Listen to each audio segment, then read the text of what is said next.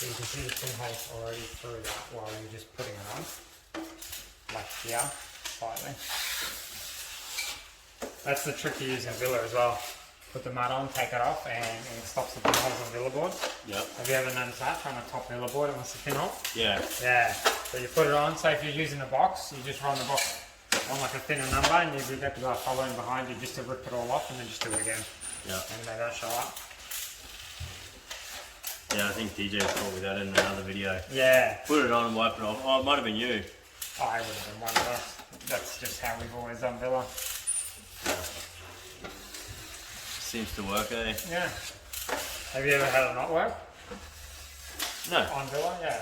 No. Yeah, neither really, Not doing it like that. It helps. Definitely helps. Yeah. How do you go with painting stuff?